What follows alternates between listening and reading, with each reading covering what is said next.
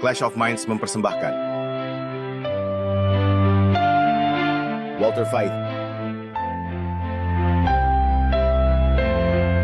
Martin Smith, Martin Luther tahun 1517, luka parah tahun 1798,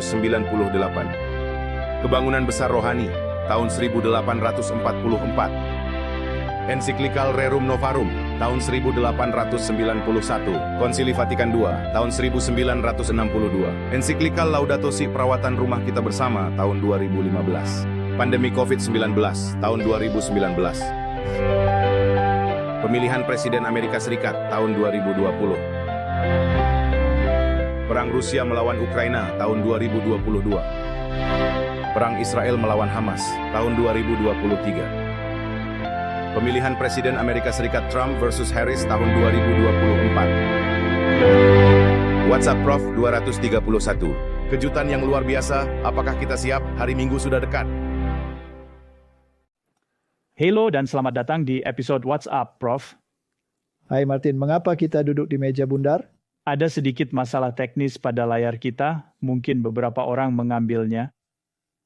Pada WhatsApp Prof sebelumnya, bahwa latar belakangnya sedikit menyusut. Ya, Kami sedang mencoba untuk menyelesaikannya. Jadi sementara itu, kami hanya akan menggunakan beberapa ruang lain. Kami akan menggunakan ruang lain, baik. Jadi bukannya bertanya bagaimana kabar kita bertanya bagaimana latar kita selanjutnya, apakah semakin baik. Saya berharap itu akan kembali normal segera. Tapi oke, itu juga masalah definisi. Apa itu normal? Tidak ada yang normal, ya. Tidak lagi. Tidak. Ya. Jadi Anda ingin menjelaskan secara singkat bagaimana hal ini bisa terjadi? Ya, kami telah berdiskusi dengan sejumlah orang yang sangat menarik yang menjadi rekonstruksi milenium ini. Dan orang-orang yang ingin melihat sebuah masyarakat di mana gereja dapat membawa moralitas dan normalitas untuk melawan kekacauan yang ada di dunia. Dan bukan hanya kekacauan, tetapi juga kekerasan dan kebobrokan dan segala sesuatu yang menyertainya. Dan mereka percaya bahwa sekaranglah saatnya periode milenial itu tiba. Dan kami berdiskusi dengan Lennox. Dan kemudian kami mendapat kehormatan untuk berdiskusi dengan Wilson. Dan ini sangat penting.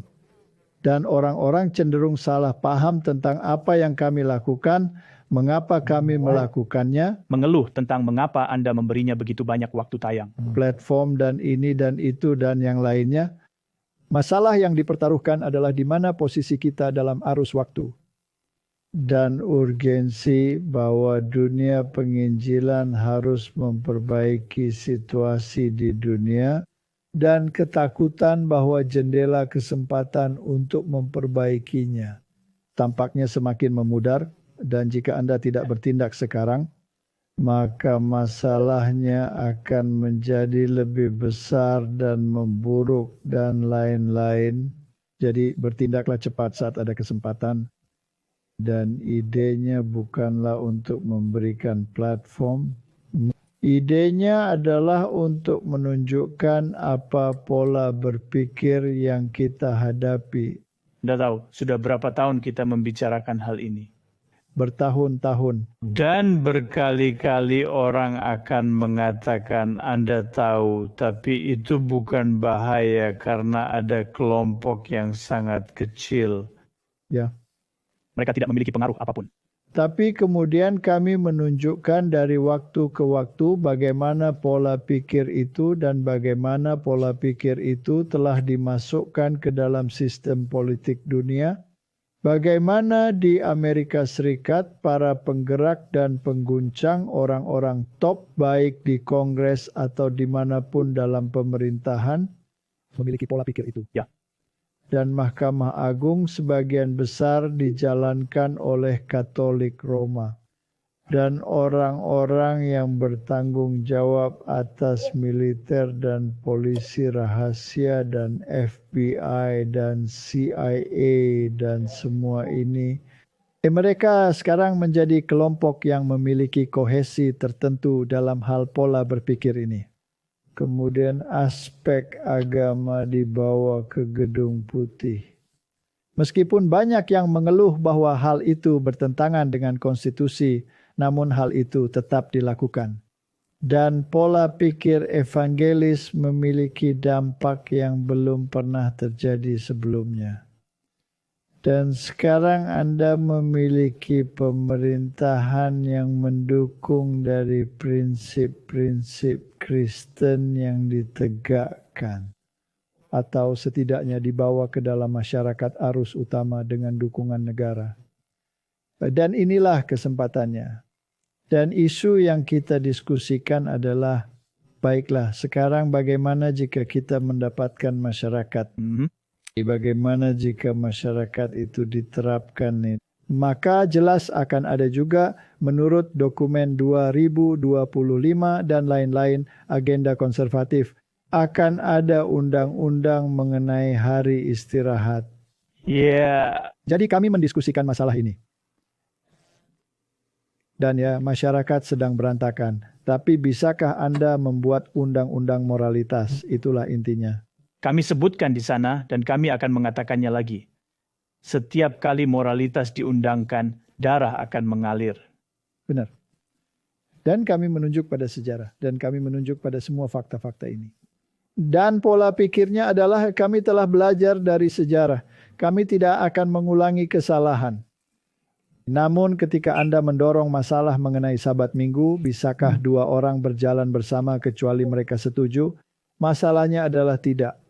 Salah satu pihak ingin tetap berpegang pada agenda hari Minggu dan merasionalisasikannya. Dan pihak yang lain akan tetap berpegang pada agenda hari Sabat dan mendukungnya dengan kitab suci. Dan keduanya tidak akan pernah bertemu. Dan kami akan menunjukkan bahwa ketika kami berdiskusi dengan Lennox, pada dasarnya menyatakan bahwa solusinya adalah salah satu pihak harus mengalah. Ya, hanya untuk memelihara hari Sabat, cukup pindahkan ke hari Minggu. Itu akan menyelesaikannya. Benar. Dan kami juga memiliki, ketika kami berdiskusi dengan Wilson, dia juga menyatakan, dan orang-orang bisa kembali menontonnya lagi, bahwa apakah akan begitu buruk jika kelompok minoritas tidak dipatuhi? Benar. Jadi mari kita bongkar argumen itu sedikit. Masyarakat berada dalam kesulitan yang mengerikan. Bahwa jika kita tidak bertindak sekarang, seluruh masyarakat akan runtuh. Sekarang bagaimana jika satu kelompok kecil yang berada dalam posisi berlawanan dan tidak ingin mengikuti mayoritas dalam hal ini? Mengorbankan satu kelompok kecil demi kebaikan bersama masyarakat, bukankah itu pilihan yang lebih baik di antara dua kejahatan? Itulah intinya. Hal itu tidak dikatakan secara eksplisit tetapi diimplikasikan. Karena dia mengatakan ini sangat buruk sekarang. Bukankah akan lebih baik jika kita bisa mulai membuat undang-undang? Baik. Sekarang Martin itu mengingatkanku pada apa yang dikatakan Kayafas. Bukankah lebih baik jika satu orang mati dan dia memikirkan sebuah ideologi daripada seluruh bangsa ini menjadi kacau? Sekarang mari kita mengglobalkannya. Bukankah lebih baik jika satu kelompok yang tampaknya tidak sejalan dengan arah upaya memberantas amoralitas di dunia, jika mereka disingkirkan demi kebaikan yang lebih besar untuk mengembalikan seluruh masyarakat ke jalur yang benar, itu akan jadi pilihan yang lebih baik di antara dua pilihan buruk. Meskipun tetap merupakan pilihan buruk, namun itu akan jadi pilihan yang lebih baik di antara dua pilihan buruk. Dan yang patut dihargai dari kedua belah pihak, keduanya menegaskan bahwa mereka tidak akan menjadi alat dalam penganiayaan. Tapi semua orang yang telah kami ajak bicara secara langsung, mereka mengatakan bahwa mereka akan berada di pihak kami. Benar. Tetapi ketika kami menunjukkan bahwa sejarah menunjukkan hal yang sebaliknya, bahwa pada akhirnya hal itu mengarah pada penganiayaan dan itu mengarah pada peristiwa yang digambarkan oleh Alkitab, karena dalam sejarah selalu seperti itu. Jadi poin kami dalam menciptakan diskusi ini bukanlah untuk memperdebatkan pada tahap ini apakah hari Minggu atau Sabat yang benar. Kita memiliki sebuah posisi dan kita sudah mantap di dalam kebenaran dan tidak dapat digoyahkan oleh masalah ini. Pihak lain juga memiliki posisi dan sudah mantap dan tidak dapat dipindahkan pada posisi tersebut. Jadi mereka akan menjadi berselisih pada akhirnya. Itulah yang dikatakan Alkitab akan terjadi dengan situasi tanda binatang. Benarkah itu? Benar? Baiklah, ya. Jadi kita punya posisi. Posisinya juga bukan apakah kita percaya bahwa Kristus akan datang kembali sebelum 1000 tahun. Atau akankah dia kembali setelah milenium. Kita memiliki sebuah posisi. Kita percaya bahwa kitab suci mengatakan menurut nubuat dalam Daniel dan kitab lainnya bahwa raja-raja di dunia akan mendirikan sebuah sistem di mana mereka mengendalikan masalah moral. Tetapi Alkitab mengatakan bahwa Allah akan campur tangan menghapus semua itu dan mendirikan sebuah kerajaan yang tidak akan pernah tergoyahkan. Jadi kerajaan Allah tidak datang melalui usaha manusia, tetapi oleh Allah yang melaksanakannya. Mereka percaya tidak, mereka akan menyelesaikannya dan kemudian Kristus akan datang. Dan kedua posisi tersebut sekali lagi berada dalam keadaan berlawanan. Motivasi kita tidak perlu menunjukkan bahwa argumen kita jauh lebih baik, meskipun tentu saja kami yakin demikian. Dan untuk meyakinkan mereka agar berubah pikiran, karena kitab suci mengatakan bahwa mereka tidak akan berubah. Ya.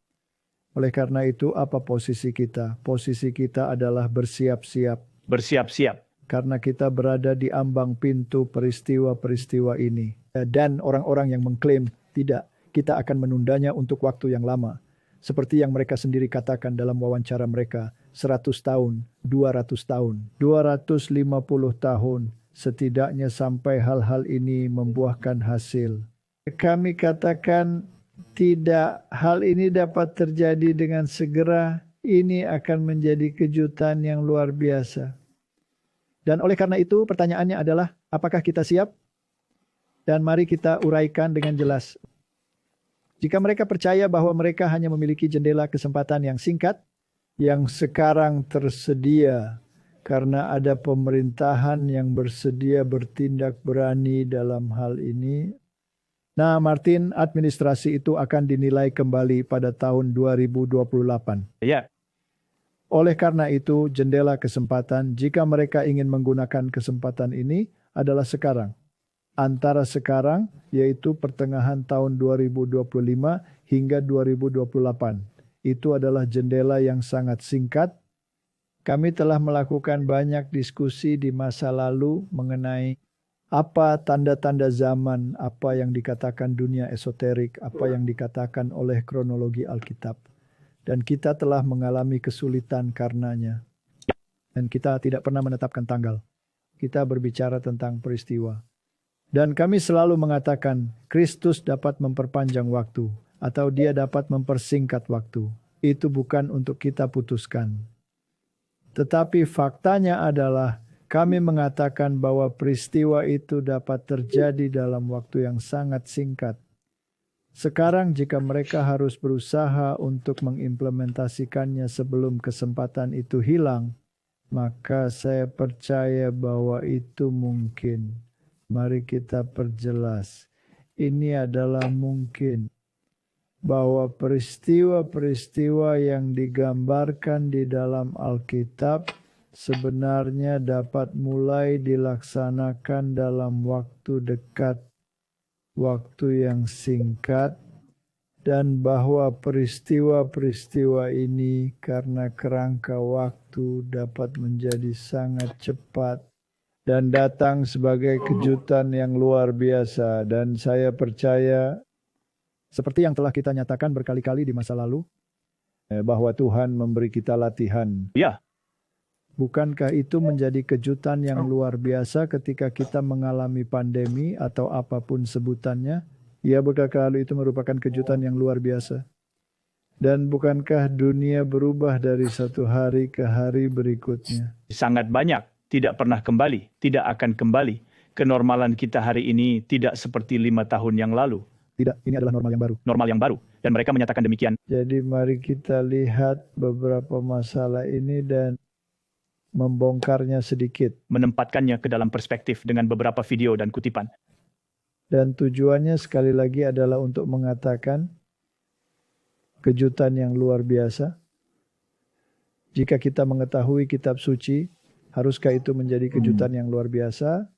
Atau haruskah penjaga itu duduk di dinding atau berdiri di dinding, menonton peristiwa di luar sana dan meneriakkan dengan keras kepada orang-orang yang ada di dalam, yaitu jemaat, dan berkata kepada mereka, saya tahu di luar sana sangat gelap sekarang. Saya tahu ini tengah malam. Dan saya tahu bahwa kalian semua sedang tidur di sana. Tetapi kami melihat sesuatu yang mendekat dan kami ingin membangunkan kalian.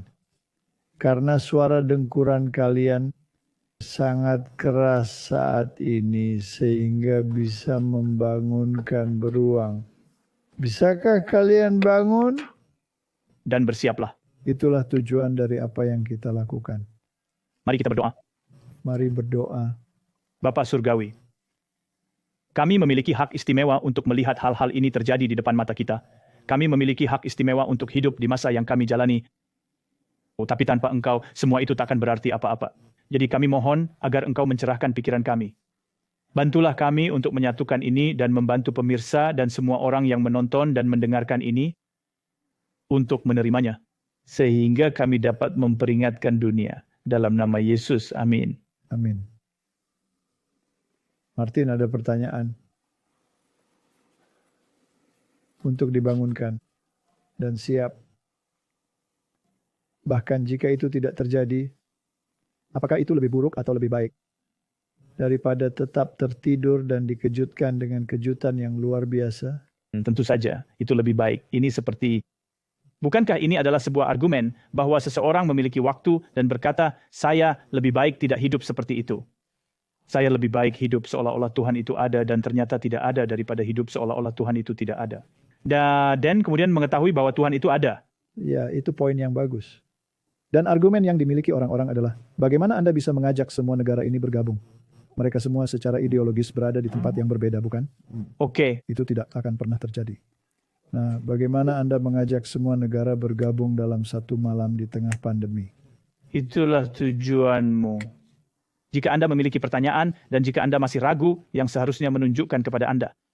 Banyak orang yang akan berdebat. Oh, tapi orang akan menentangnya. Jadi mereka tidak akan menerapkannya secara nasional. Atau di seluruh dunia. Oh ya. Dan mereka menentangnya. Apakah itu membantumu? Lalu kau ditangkap atau dijebloskan ke penjara atau dikucilkan sehingga kredensial Anda bahkan tidak ada artinya. Di beberapa negara mereka datang dengan polisi berkuda dan menunggangi kuda-kuda mereka. Anda akan melakukan apa yang diperintahkan dan hanya itu. Jadi Martin, mari kita lihat apa yang dapat kita peroleh dari semua hal ini. Berikut ini adalah sebuah kutipan dari buku Child Guidance yang berbicara tentang sebuah kejutan yang luar biasa. Pelanggaran telah hampir mencapai batasnya. Kebingungan melanda dunia dan teror besar segera menimpa umat manusia. Akhirnya sudah sangat dekat. Umat Allah seharusnya bersiap-siap menghadapi apa yang akan menimpa dunia sebagai kejutan yang luar biasa. Waktu kita sangat berharga. Kita hanya memiliki sedikit waktu, beberapa hari masa percobaan, untuk mempersiapkan diri menghadapi kehidupan abadi di masa depan. Martin, tampaknya ada rasa urgensi dalam pernyataan itu. Tentu saja. Jadi apa yang umat Tuhan butuhkan? Sekarang Martin, jika mereka tertidur, dapatkah mereka bekerja pada kebangunan rohani dan reformasi mereka? Tidak. Mereka tidur, mereka mendengkur. Dan saya takut mereka mendengkur. Orang-orang Kristen harus bersiap-siap menghadapi apa yang akan segera terjadi di dunia sebagai kejutan yang luar biasa. Dan persiapan ini harus mereka lakukan dengan rajin mempelajari firman Tuhan dan berusaha untuk menyesuaikan hidup mereka dengan ajaran-ajarannya. Allah menyerukan sebuah kebangunan rohani dan reformasi. Dua hal. Beberapa orang mengklaim tentu saja bahwa keduanya adalah hal yang sama. Tidak. Karena kebangunan rohani bisa sangat emosional dengan substansi yang sangat sedikit. Jadi tanpa sebuah reformasi Anda memiliki masalah, bukan? Jika Anda telah tersesat dan melakukan beberapa hal, kebangunan rohani tidak akan membantu karena Anda harus mereformasi diri Anda sendiri dan kembali ke jalan yang benar. Jadi yang kita butuhkan adalah kebangunan rohani yang sejati di antara kita, dan ini adalah yang paling mendesak dari semua kebutuhan kita. Dan ini harus menjadi pekerjaan pertama kita untuk mengupayakan hal ini. Waktunya telah tiba untuk sebuah reformasi menyeluruh terjadi. Ketika reformasi ini dimulai, semangat doa akan menggerakkan orang-orang percaya dan akan mengusir roh perselisihan dan persengketaan dari gereja. Ada suatu saat ketika orang-orang terbangun dan berpikir, baiklah, ini serius. Mereka mulai berdoa seperti orang gila. Akhirnya kita berada di tempat kita sekarang dan semua orang kembali untuk tidur. Kebangunan rohani dan reformasi harus terjadi di bawah pelayanan Roh Kudus. Kebangunan rohani dan reformasi adalah dua hal yang berbeda. Kebangunan rohani menandakan sebuah pembaharuan kehidupan rohani, menghidupkan kembali kekuatan pikiran dan hati, kebangkitan dari kematian rohani. Tetapi reformasi menandakan sebuah reorganisasi, sebuah perubahan dalam ide dan teori, kebiasaan dan praktik. Anda harus secara praktis menerapkan apa yang tertulis dalam Alkitab. Dan jika Anda belum melakukannya, Martin, maka sudah waktunya untuk melakukannya. Karena urgensinya sudah ada di sana. Jadi reformasi tidak akan menghasilkan buah-buah kebenaran yang baik kecuali jika reformasi itu dihubungkan dengan kebangkitan roh. Jadi kebangunan rohani dan reformasi adalah untuk melakukan pekerjaan yang telah ditetapkan, dan dalam melakukan pekerjaan ini keduanya harus menyatu. Engkau harus berapi-api. Anda harus memiliki motivasi dari Roh Kudus. Dan kemudian Anda harus melakukannya. Sekarang, apa yang akan Anda katakan jika orang datang kepada Anda dan berkata, oh Anda lihat. Jadi kita harus memulai sesuatu yang baru karena sistem apa yang kita hadapi dengan gereja kita harus direformasi. Martin, apakah kita pembawa kebenaran atau hanya sekedar diskusi-diskusi kecil? Jika kita bersatu dalam kebenaran, maka kita akan berjalan dengan kebenaran dan sisanya akan berjalan dengan baik. Jadi apakah saya boleh mengatakan hal ini? Dikatakan bahwa reformasi menandakan sebuah reorganisasi, sebuah perubahan dalam ide dan teori, kebiasaan dan praktik. Ini tidak berarti ini adalah hal yang bersifat pribadi. Ini adalah masalah pribadi di mana Anda belum hidup selaras dengan apa yang telah dikatakan oleh kitab suci. Ini bukan menata ulang organisasi. Tidak, ini adalah menata ulang hati. Perubahan pribadi. Jadi Martin, mari kita lihat apakah kita bisa menata ulang dalam hal urgensi zaman. Apakah kita bisa memberitahu orang-orang, bangun, kita berada di ambang pintu. Jika Anda belum melakukan pekerjaan ini, lebih baik Anda melakukannya sekarang. Karena saat itu terjadi dan Anda bangun dan Anda mulai memangkas lampu Anda mungkin menemukan bahwa Anda tidak punya minyak. Sekarang adalah waktunya untuk mendapatkan minyak itu sekarang. Baiklah, mari kita lihat situasinya dan lihat apa yang bisa kita dapatkan. Dunia adalah sebuah teater. Para aktor penghuninya sedang mempersiapkan untuk bertindak bagian mereka dalam drama besar terakhir. Dengan banyaknya umat manusia, tidak ada kesatuan. Itu sering digunakan sebagai argumen. Ya, itu tidak pernah terjadi karena mereka tidak bersatu. Tapi mereka pasti bersatu dengan sangat cepat. Pada saat pandemi, bukan? Dan tidak peduli negara mana, agama apa, mereka semua bersatu. Mereka akan bersatu. Tuhan melihat tujuannya sehubungan dengan umatnya yang memberontak akan digenapi. Dunia belum diserahkan ke tangan manusia. Meskipun Tuhan mengizinkan elemen-elemen kebingungan dan kekacauan untuk bergoyang selama satu musim. Sebuah kekuatan dari bawah bekerja untuk mewujudkan adegan-adegan besar terakhir dari drama ini. Dan salah satu adegan itu, Martin, setan akan datang sebagai Kristus dan bekerja dengan segala tipu daya ketidakbenaran dalam diri mereka yang mengikatkan diri mereka dalam kelompok-kelompok rahasia. Mereka yang menyerah pada hasrat untuk bersatu sedang mengerjakan rencana-rencana musuh. Penyebabnya akan diikuti oleh akibatnya. Jadi Martin, apa yang telah kita khotbahkan selama bertahun-tahun tampaknya ditanamkan dalam satu pernyataan ini. Ya, karena pernyataan itu berkaitan dengan semua tipu daya dan ketidakbenaran dan semua hal ini. Karena ia akan datang, Kristus akan datang sebagai Kristus.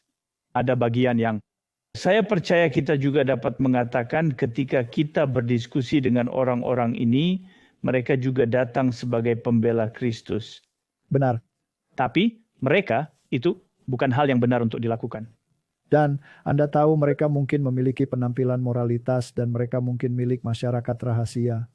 Dan mungkin mereka memiliki banyak kerangka di lemari mereka. Dan mungkin mereka bahkan menutupi kerangka di lemari mereka, entah itu pulau-pulau kecil dengan aktivitas bejat di atasnya atau tidak. Bukan itu masalahnya.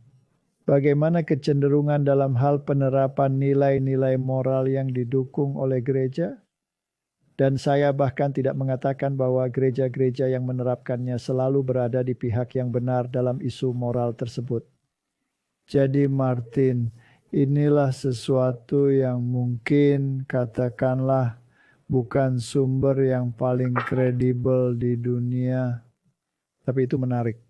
Tidak, jika kita bisa mendengar beberapa langsung dari bagaimana orang-orang ini berpikir atau sebagainya, itu sangat kita harus mendengarkan apa yang mereka bicarakan di bidang mereka juga. Maksud saya, ya kita melihat Blavatsky dan Bailey dan apa yang mereka katakan tentang apa yang akan terjadi. Dan kami menganggap mereka kredibel, jadi kita bisa memilikinya.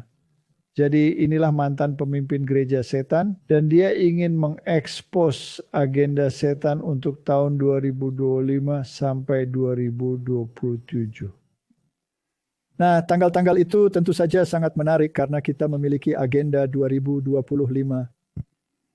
yang sedang diimplementasikan seperti yang telah kita lihat di WhatsApp Prof sebelumnya. Kita telah membuat pernyataan tentang tahun 2027. Bukan berarti kami mengatakan bahwa saat itu adalah saat kiamat, tetapi kami mengatakan bahwa tahun tersebut sangat menarik karena berbagai alasan. Jadi mari kita dengarkan apa yang dikatakan pria itu. Saya adalah pemimpin sebuah organisasi setan. Saya melihat agenda setan dengan mata kepala sendiri. Saya berada dalam pertemuan-pertemuan yang membahas agenda setan dengan organisasi setan lainnya di seluruh dunia. Jadi setiap 9 tahun sekali hal itu diperbarui. Jadi saya hanya mengetahui agenda yang sedang didorong sekarang hingga tahun 2027, saya tidak tahu apa agendanya setelah itu. Tetapi apa yang saya lihat dengan mata kepala sendiri dan konferensi online yang saya ikuti dengan para pemimpin setan lainnya, inilah yang sedang terjadi saat ini. Ketika saya mengatakan, ketika saya meninggalkan satanisme, pada Mei 2022, ketika saya meninggalkan satanisme, saya berkata, dan saya punya rekaman itu. Saya mengatakan bahwa pada tahun 2025, orang-orang akan ditangkap di jalan karena mendoakan orang lain. Orang-orang akan dituntut karena menjadi orang Kristen di Eropa. Saya mengatakannya karena saya melihatnya dalam agenda. Itu bukan ramalan, atau bahwa saya melihat masa depan. Itu karena saya tahu apa yang ada dalam agenda dan orang-orang mengira saya gila. Jadi saya katakan hari ini bahwa pada tahun 2027 akan ada satu agama dunia yang akan diterima dan satu-satunya agama di seluruh dunia yang akan sah dan itu bukan agama Kristen. Nah Martin, ketika ia mengatakan bahwa itu bukan agama Kristen, baiklah Martin, mungkinkah itu adalah persaudaraan agama-agama? Aku rasa bisa. Dia mengatakan itu, dia pikir karena dia tidak tahu, karena tidak ditentukan agama apa yang akan diterapkan. Dia pikir itu adalah Islam. Tapi apa yang baru saja Anda sebutkan, ada agama persaudaraan, ada perjanjian Abraham. Ya, sekarang bisa jadi seperti yang kita katakan, seperti yang dikatakan Paus sebelumnya, sebuah persaudaraan. Dia mendorong isu persaudaraan. Dan di negara-negara Kristen, itu akan menjadi rasa Kristen. Sedangkan di negara-negara Islam, itu akan menjadi rasa Islam dan lain-lain tergantung di mana Anda berada di dunia. Tetapi akan ada agenda bersama yang akan memasukkan moralitas. dan mengatakan bahwa itu tidak akan menjadi agama Kristen. Ketika Anda menerima perjanjian Abraham, bagian Kristen menurut mereka itu tidak memenuhi syarat untuk menjadi Kristen. Tidak, karena itu menyangkal penebusan. Tetapi lupakanlah hal itu sekarang. Di sebuah negara Kristen, Anda dapat memiliki moralitas Kristen. Ya, Sekarang undang-undang apa yang bisa universal dalam hal Kristen, Islam, atau agama lain? Bukankah ini adalah hari peristirahatan yang dapat disatukan? Dan bagaimana jika hari peristirahatan itu sebenarnya diprakarsai oleh binatang itu, yaitu Katolik? Maka bukankah tanda kekuasaan gerejawi itu akan menjadi tanda universal? Apakah karena alasan iklim atau karena alasan agama, maka menjadi tidak relevan, bukan? Jika hanya untuk alasan ekonomi dan lingkungan, itu sudah cukup baik. Itu masih merupakan undang-undang yang sama. kami selalu mengatakan bahwa karena orang akan bertanya, baik, tetapi jika hari Minggu, apa yang akan membuat ateis dan agama-agama lain untuk menerimanya? Dan kami selalu mengatakan, ya, salah satu cara terbesar untuk melakukannya adalah perubahan iklim. Benar. Sekarang di negara-negara Islam, apakah ada hukum moral dan etika moral? Ya, Ya, ada aturan berpakaian, ada berbagai macam etika. Dan apakah mereka memiliki hukum tertentu yang berhubungan dengan situasi moral tersebut? Bukankah itu hukum syariah? ya, Jadi, bangsa-bangsa lain sudah memiliki hukum moral. Hanya bangsa-bangsa Kristen yang tidak memilikinya. Jadi yang mereka bisa menerapkannya. Dan banyak dari mereka yang bisa kita sepakati. ya, Tapi mengenai hari peristirahatan, kita tidak dapat menyepakatinya karena ada dua hal yang berlawanan. Dan yang satu, menurut kitab suci, adalah tanda atau lambang kekuasaan Allah, yaitu hari Sabat. Dan menurut Katolik dan dunia Injili, itu adalah hari Minggu yang memberi mereka otoritas untuk menerapkan nilai-nilai moral mereka. Bukan? Jadi disinilah kita akan berselisih dengan sistem tersebut. Jadi saya tidak berpikir apa yang dia katakan di sana tentang kekristenan akan hilang. Tetapi kekristenan yang alkitabiah akan dipertentangkan. Ya, itulah masalahnya. Sekarang, apakah yang dia katakan itu benar?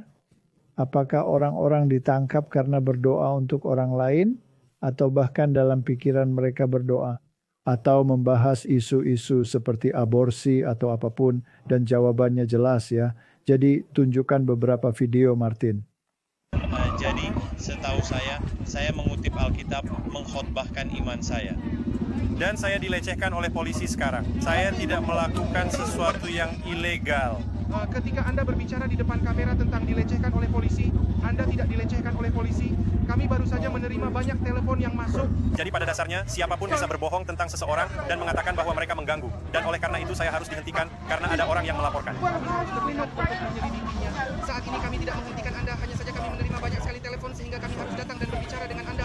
Ada beberapa orang yang tersinggung, namun bukan berarti ada pelanggaran yang dilakukan. Saya menghargai hal itu, tapi tidak ada masalah dalam hal kebebasan berekspresi Anda, oke? Tidak ada yang mempermasalahkan hal itu. Masalahnya adalah seseorang membuat tuduhan bahwa apa yang Anda katakan telah menyebabkan mereka merasa takut karena adanya unsur kebencian, oke? Itu sebabnya saya di sini, oke? Tidak ada hubungannya dengan kebebasan berekspresi Anda, terkait dengan apapun yang Anda ungkapkan, oke? Saya rasa topik itulah yang menyebabkan saya berada di sini. Pelanggaran bagi seorang adalah pelanggaran pasal 4A atau pasal 5. Oke. Saya harus bersalah karena menggunakan ancaman kata-kata yang kasar atau menghina, dan tentu saja bukan itu yang saya lakukan. Saya hanya berkhotbah dari Alkitab. Bahkan jika itu bukan maksud Anda, seseorang telah merasakan hal itu dan oleh karena itu mereka menelepon kami. Apa kau mengerti itu? Ya, saya mengerti. Saya katakan untuk memperhatikan yang kau katakan, karena orang-orang mengatakan bahwa mereka tersinggung dengan apa yang Anda katakan.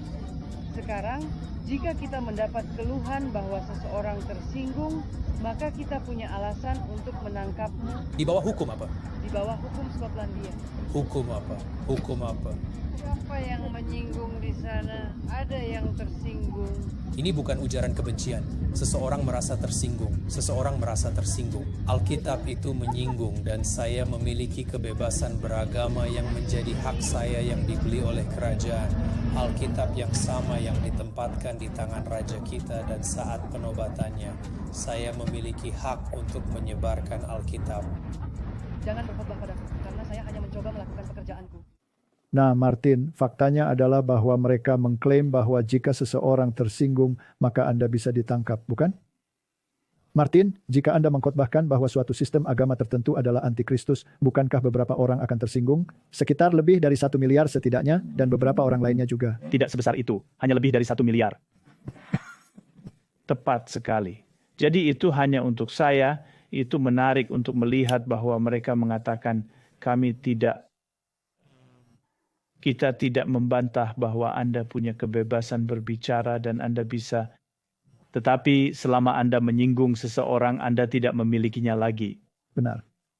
Sekarang apa yang dikatakan oleh mantan pemuja setan itu, dia berbicara tentang rencana untuk 2025 sampai 2027. Sekarang pada tahun 2025 kita diberitahu oleh dunia esoterik bahwa akan ada eksternalisasi hierarki. Jadi dengan cara tertentu kekuatan iblis harus memiliki akses dan pengaruh langsung terhadap masyarakat, atas pemimpin dalam masyarakat, atas pemerintah, atas kebijakan. Dan pertanyaannya adalah apakah ada gerakan ke arah itu? Ya, sekarang kita tidak akan mengulangi apa yang telah dilakukan oleh seseorang yang telah melakukan pekerjaan yang sangat baik. Matthew Sanchez pernah berbicara beberapa hari yang lalu tentang apakah Kristus palsu akan segera muncul? Dan dia membahas masalah ini tentang prediksi Alasdair Bailey untuk tahun 2025. Dan dia menjelaskan bahwa ada beberapa pertemuan yang membahas hal ini dan sejauh mana isu ini telah berkembang. Ada sebuah dokumen tentang seorang reporter yang benar-benar membahasnya secara rinci. Dan dia melakukan pekerjaan dengan baik. Dan ada tautannya di layar, kami juga akan mencantumkannya dalam deskripsi. Dan saya menyarankan semua orang untuk pergi dan melihat apa yang Matthew Sanchez telah hasilkan dengan rekan-rekannya. Dan mereka melakukan pekerjaan yang luar biasa. Dan saya pikir itu layak untuk ditonton, jadi pergilah dan tonton salurannya.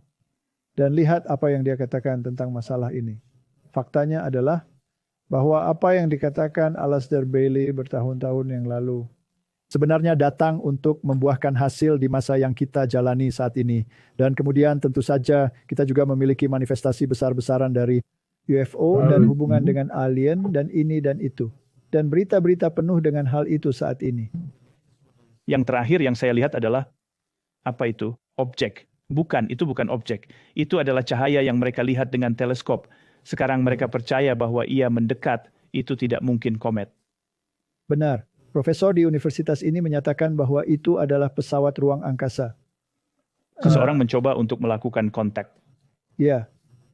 Dan itu bertenaga nuklir karena ada cahaya di depan dan bukan cahaya di ekornya seperti pada komet biasa. Tapi bagaimanapun juga gagasan bahwa kita akan melakukan kontak dengan dunia di luar sana sangat menonjol dan kami telah melakukan pembicaraan di forum lain di mana kita berurusan dengan UFO. Ya, dengan normal yang aneh. Dan Bradley, kami telah melakukan wawancara dengan dia. Dia masih memproduksi episode yang sangat bagus. Benar. Jadi orang-orang yang kami wawancarai dengan Heritage and Hope, wawancara dengan Lennox dan Doug Wilson, mereka juga sangat bagus. Kolaborasi dengan Strange Normal dan Bradley. Jadi kami telah berada di forum-forum tersebut dan orang-orang dapat melihatnya. Dan kami percaya bahwa ini adalah manifestasi setan karena ini dunia yang kita tinggali saat ini.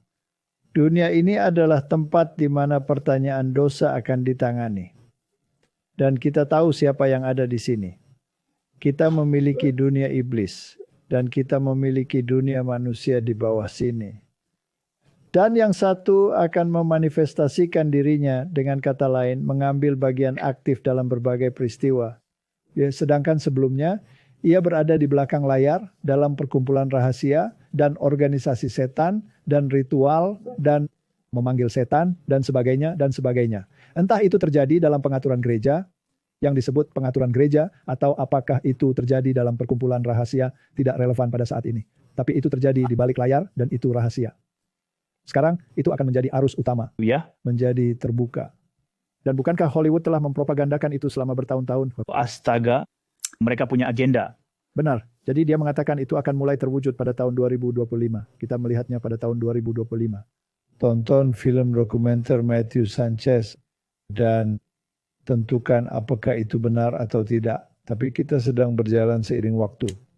Jadi mari kita bicara tentang posisi Injili, atau mari kita bicara tentang beberapa kaum Injili di dunia yang mendorong isu ini bahwa sekaranglah saatnya untuk menyerang. Karena jendela kesempatan untuk mengurangi kejahatan perlahan-lahan berlalu. Jadi jika kita tidak bertindak sekarang, semuanya akan terlambat. Ya, jadi mereka menggunakan ini. Seperti yang Anda sebutkan, kesempatan pemerintahan saat ini di Amerika Serikat. Benar. Dan Anda memiliki Lennox yang telah kami ajak bicara yang berada di bidang yang sama. Tapi kami juga ingin tahu apa yang dikatakan Douglas Wilson karena pengaruhnya jauh lebih besar dan pengaruhnya membentang sampai ke eselon kekuasaan. Dan kami memiliki hak istimewa yang luar biasa untuk dapat berbicara dengannya selain Lennox. Jadi mari kita lihat beberapa diskusi beliau sebelumnya. Dia pernah berdiskusi dengan Tucker Carlson dan dia berdiskusi dengan CNN. Jadi jelas masalah ini sekarang sangat luas dibicarakan. Mari kita lihat beberapa hal berikut ini. Semua hukum adalah moralitas yang dipaksakan. Menurut definisi. Ini bukan soal apakah, tapi yang mana. Yang penting bukanlah apakah Anda memaksakan moralitas, melainkan moralitas yang mana yang Anda paksakan. Dan jika seseorang berkata, ya, Anda akan memaksakan moralitas, saya katakan, ya. Itulah hukum, bukan? Anda tidak dapat memiliki masyarakat yang terstruktur dan teratur tanpa pemaksaan moralitas. Hukum adalah penghakiman. Kemudian hal itu menimbulkan pertanyaan, moralitas yang mana? Setiap sistem moral muncul dari penyembahan kepada Tuhan. Jadi, di Arab Saudi, Anda akan mendapatkan sistem moral yang jelas berbeda dengan sistem moral yang muncul dari negara dengan sejarah dan sensus Kristen. Jadi, Tuhan yang Anda sembah, ini adalah prinsip yang Anda lihat di seluruh Alkitab, dan Anda menjadi seperti apa yang Anda sembah. Orang-orang mulai menjadi serupa dengan citra yang mereka anggap sebagai kebaikan yang tertinggi. Anda menjadi seperti apa yang Anda sembah. Oke, jadi Martin, jika Anda berada di negara Kristen, itulah yang kau inginkan. Sekarang mari kita luruskan ini. Banyak negara Kristen telah dibanjiri dengan migran. Oh ya. Dan di beberapa negara, para migran itu bisa jadi berasal dari sistem agama lain, terutama di Eropa. Dan hal itu mempengaruhi identitas bangsa atau benua tersebut, bukan? Jadi ada gerakan yang sedang berlangsung untuk mengatakan bahwa kami tidak ingin dikaitkan dengan moralitas yang dikaitkan misalnya dengan Islam. Kami tidak ingin berada di bawah hukum syariah. Kami lebih suka memiliki norma-norma Kristen. Dan disitulah bahkan para ilmuwan dan ateis di dunia akhirnya sampai pada kesimpulan, tidak, saya seorang Kristen kultural kan. Karena saya lebih suka berada di bawah seperangkat hukum itu daripada yang lain. Namun sementara itu migrasi semakin meningkat. Dan benua-benua, apakah itu Jerman atau apakah itu Inggris atau apakah itu salah satu dari yang lain, menjadi lebih dan lebih Islam. Dan ada sebuah gerakan yang sedang terjadi. Tidak, kita akan menyingkirkan semua orang asing ilegal atau katakanlah semua orang yang tidak ingin menyesuaikan diri dengan standar kami. Ini hampir seperti patriotisme kebangkitan. Itu benar. Dan kaum kiri selalu sangat terbuka untuk pencampuran ini. Dan kaum kanan sangat anti terhadap pembauran ini.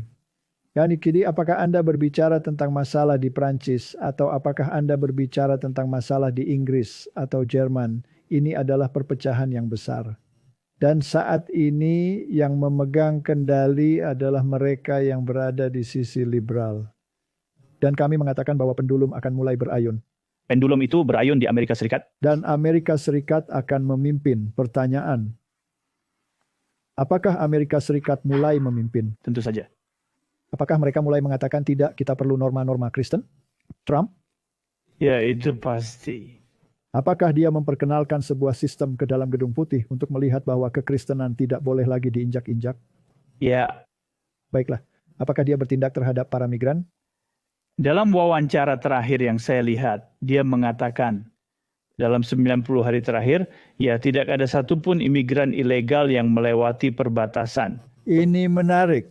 Di Amerika Serikat, sebagian besar imigran yang masuk tidak selalu berasal dari sistem agama lain selain Kristen. Banyak dari mereka berasal dari Amerika Selatan yang sebenarnya beragama Katolik. Tapi masalahnya adalah bahwa mereka menyelaraskan diri dengan pemikiran liberal, dengan kata lain, dengan kaum kiri. Jadi mereka lebih suka mentolerir masalah-masalah lain daripada memberikan hak kekuasaan untuk menyingkirkan para imigran. Nah, jadi gunakan kesempatan segera. Singkirkan siapapun yang memiliki hubungan dengan woke.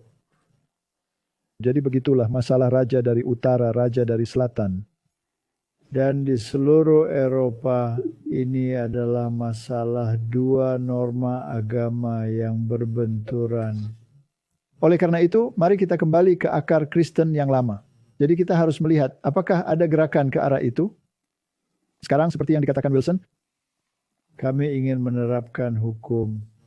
Kami ingin menerapkan moralitas. Dia katakan pada Tucker. Ini adalah hukum, itu berbeda. Dan Tuhan yang kita sembah adalah Tuhan dalam Alkitab. Ini adalah Alkitab Kristen. Tuhan dari agama Kristen. Dan hukum kita adalah hukum Kristen. Pada dasarnya itulah yang dia katakan, bukan? Sekarang dalam diskusi kami dengan Lennox, apa yang terjadi di sana? Apakah mimpi politik ideal Anda akan berkuasa dan kemudian melakukan segala hal yang dijanjikan, termasuk undang-undang Sabat dan segala hal lainnya, ataukah Anda akan memulai dari langkah-langkah kecil? Anda sebenarnya tidak membutuhkan populasi yang mendukung secara mayoritas. Anda hanya perlu minoritas yang berkemauan keras, dan kemudian kelas penguasa dapat membentuk imajinasi mayoritas yang menurut saya sedang dilakukan Trump saat ini, karena selama beberapa dekade kita memiliki hak yang sangat lemah dalam hal memaksakan kehendak pada cabang eksekutif. Dan sekarang dia benar-benar mengungkapkan kepada negara bahwa, oh tunggu, ada seorang eksekutif yang memiliki kekuasaan eksekutif yang dapat menjalankan kekuasaan di dalam cabangnya. Saya rasa Anda tidak akan pernah bisa lepas dari sifat alamiah politik yang penuh penderitaan. Ada perjuangan, ada titik di mana Anda berdebat, dan kemudian jika Anda menang, dan pada dasarnya Anda memaksakan kehendak Anda pada mereka yang tidak setuju. Jadi, ketika Anda memiliki blue laws, itu adalah sesuatu yang dapat disetujui oleh kaum Anglikan, Kongregasionalis, Presbyterian, Baptis. Masehi, Advent, hari ke-7 tidak mau, tetapi semuanya menjadi sulit. Katakanlah undang-undang ketenaga kerjaan membuat hampir tidak mungkin untuk memiliki 2 hari karena dunia pada dasarnya meminta hari istirahat yang disinkronkan. Apapun hukum yang bergerak ke arah itu, maka Anda mulai membuat undang-undang tabel pertama dari Dekalog? Saya mendukung pengesahan tabel pertama dari hukum tersebut. Sekarang, saya bisa membayangkan sebuah negara di mana 99,9% penduduknya memelihara hari pertama dan orang yang memiliki keyakinan bahwa hari itu adalah hari Rabu, dia akan mengalami kesulitan. Saya pikir ada nilai yang besar dalam sebuah masyarakat yang memiliki paham yang sama. Kekhawatiran kami adalah bahwa jangka panjang, di masa depan, masyarakat kita akan menghadapi hukuman penjara di masa depan, seperti yang terjadi pada tahun 1888. Dan jika itu terjadi, itu akan menjadi hal yang buruk. Benar? Tapi jika hal buruk itu terjadi, itu akan jauh lebih baik daripada yang Anda alami sekarang. Bagaimana bisa? Kita baru saja selesai membantai 60 juta bayi. Apa alternatifnya? Alternatifnya adalah di mana kita berada sekarang, di mana orang-orang secara serius memperdebatkan transhumanisme, rekayasa genetika, penggabungan manusia dengan hewan. Kita berada di tengah-tengah dunia baru yang berani. Dan saya tidak percaya bahwa kita harus takut dengan apa yang dilakukan beberapa orang Kristen 300 tahun yang lalu, dan apa yang dibicarakan oleh beberapa orang Kristen. Hei, bukankah lebih baik jika kita kembali ke sana? Saya menentang hal itu, tetapi itu bukanlah bahaya besar saat ini. 6 hari lamanya engkau harus bekerja dan melakukan segala pekerjaanmu. Katakanlah saya memiliki sebuah toko roti dan saya terpaksa menutup usaha saya pada hari Minggu. Bukankah hal itu tidak menghalangi hak bebas saya untuk menaati perintah dan bekerja selama 6 hari? Dan lagi, menurut saya, disinilah masalahnya. Dan saya pikir, demi keharmonisan dari semua ini, akan jauh lebih mudah jika teman-teman Masehi Advent hari ke-7, saya mulai mengakui hari Minggu sebagai hari Tuhan. Dengan begitu, kita tidak akan mengalami masalah-masalah seperti itu. Tetapi saya tidak akan mengatakannya. Itu akan menjadi cara yang paling sederhana dan paling teratur untuk melakukannya, karena katakanlah kita memiliki sebuah negara Kristen. Sebagian besar orang Kristen di Amerika Utara merayakan hari Minggu sebagai hari Tuhan. Jika ini adalah negara Advent hari ke-7, atau jika Anda mendalilkan pembentukan negara Advent di suatu tempat, dan saya pergi ke sana, saya akan sepenuhnya berharap untuk menyesuaikan diri dengan kebiasaan orang-orang itu. Tapi untuk mewujudkannya, Anda harus memiliki angka-angkanya pada dasarnya. Karena kita melihat apa yang dikatakan nubuat dan kemana kita menuju. Dan kita melihat bahwa semua tentakel ini ada saat ini di pemerintahan dan juga di Mahkamah Agung, mayoritas adalah Katolik Roma. Dan bahwa membawa semua hal diatur dengan benar. Bahwa ketika nasionalisme Kristen dimulai, mungkin sedang dilaksanakan. Siapa yang akan menjadi kekuatan pendorongnya? Apakah itu akan menjadi pandangan seperti yang Anda miliki? Atau akan datang dari pihak Katolik Roma? Saya pikir ada orang-orang yang masih hidup dan memperjuangkan hal-hal yang jika mereka berada di atas gerakan nasionalis Kristen dan mereka yang membuat keputusan, mereka akan mengatakan dan melakukan hal-hal yang tidak akan kalian sukai. Saya pikir jika saya berada di posisi di mana orang-orang seperti saya mewakili nasionalisme Kristen, saya pikir Anda tidak perlu khawatir sama sekali. Saya pikir kita harus memutuskan untuk melakukan sesuatu. Martin, hal yang menarik adalah itu akan lebih baik jika kita pindah dari posisi kita. Masalahnya adalah bahwa buku ini sangat eksplisit.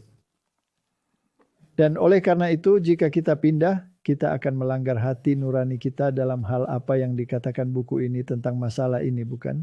Atau jika kita dapat mengatakannya secara belak-belakan, kita akan mengubah salah satu perintahnya. Kita akan mengubah salah satu perintah.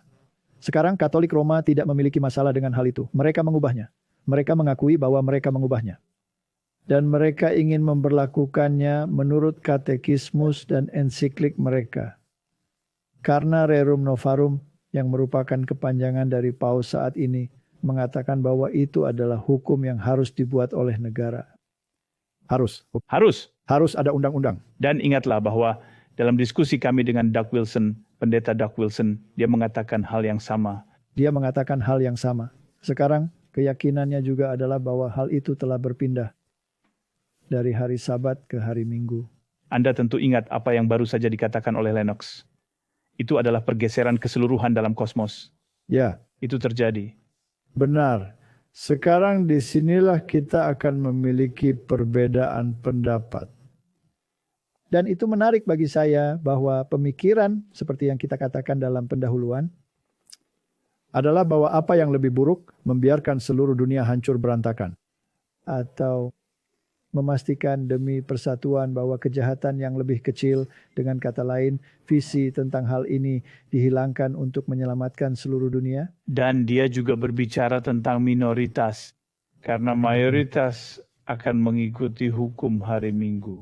Benar. Dan kami mengajukan pertanyaan, apakah mayoritas selalu benar?